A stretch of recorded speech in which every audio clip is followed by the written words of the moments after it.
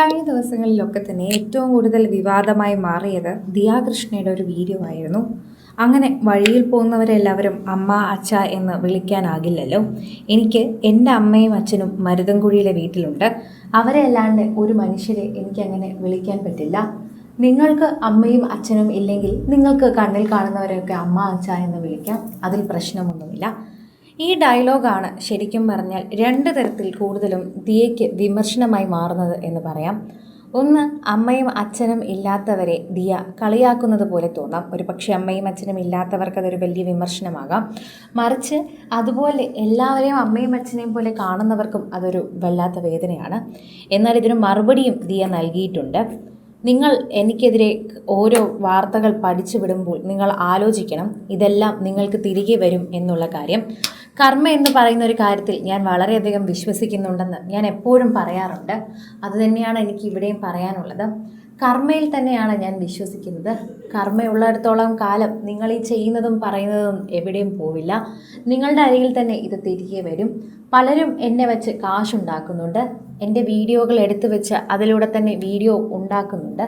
അതെല്ലാം തന്നെ തിരികെ വരും. നിങ്ങളാരും ഇതിനെ വിചാരിക്കേണ്ട. കർമ്മ ഒരിക്കൽ നമ്മളെ ഹിറ്റ് ചെയ്യും. പ്രശസ്തമായ നടി പറയുന്ന വാക്കുകളാണ് താരം ഇപ്പോൾ പറയുന്നത്. Everyone here this. നിങ്ങൾക്ക് എല്ലാവർക്കും സമയമുണ്ട്. അതുകൊണ്ട് ആരും അത് അഹങ്കരിക്കേണ്ട കാര്യമില്ല. എല്ലാവർക്കും അത് വരാനുള്ള ഒരു കാലമുണ്ടാകും. നിങ്ങൾ ഇന്ന് കമൻ്റായി രേഖപ്പെടുത്തുന്നതോ വീഡിയോ ആയി രേഖപ്പെടുത്തുന്നതോ ഒക്കെ തന്നെ നാളെ നിങ്ങൾക്ക് തിരികെ വരും. അതെല്ലാം ഓർത്തു വയ്ക്കുക. ദിയ കംപ്ലൈൻറ്റ് കൊടുക്കുമെന്നോ അല്ലെങ്കിൽ ദിയ പരാതിപ്പെടുമെന്നോ ഒന്നുമല്ല. പക്ഷേ ഇത്തരത്തിൽ ചെയ്യുന്നവർക്ക് ദൈവമായിട്ട് തന്നെ അതിനുള്ള പണി ലഭിക്കുമെന്നും അതൊരു സത്യമായ കാര്യമാണ് എന്നും കർമ്മയിൽ വിശ്വസിക്കുക എന്നുമാണ് ഇപ്പോൾ ദിയ പറയുന്നത്. ദിയയും ദിയയുടെ മുൻ കാമുകരെയും ചുറ്റിപ്പറ്റി പോലും പലരും ഇത്തരം കഥകൾ മെനയുന്നുണ്ട്.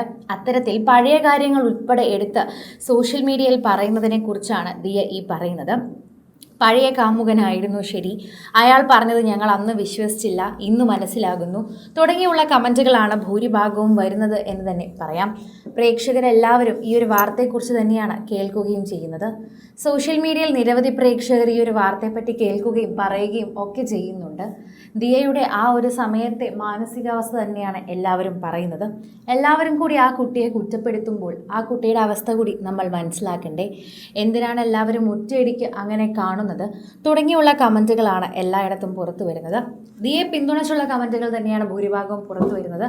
അതുകൊണ്ട് തന്നെ നമുക്ക് ആ ഒരു കാര്യത്തിൽ സമാധാനിക്കാം. പക്ഷേ ചിലരൊക്കെ തന്നെയും ദിയെ ഈ സമയത്ത് എങ്ങനെ കുറ്റപ്പെടുത്താമെന്ന് ആലോചിച്ച് തന്നെയാണ് പല കാര്യങ്ങളും പറയുന്നത്. അതോടെ പ്രേക്ഷകർ അതിനെക്കുറിച്ചുള്ള വാക്കുകൾ ഏറ്റെടുക്കുകയും പറയുകയും ചെയ്യുന്നത് വളരെ കുറവാണെന്ന് കൂടി പറയണം.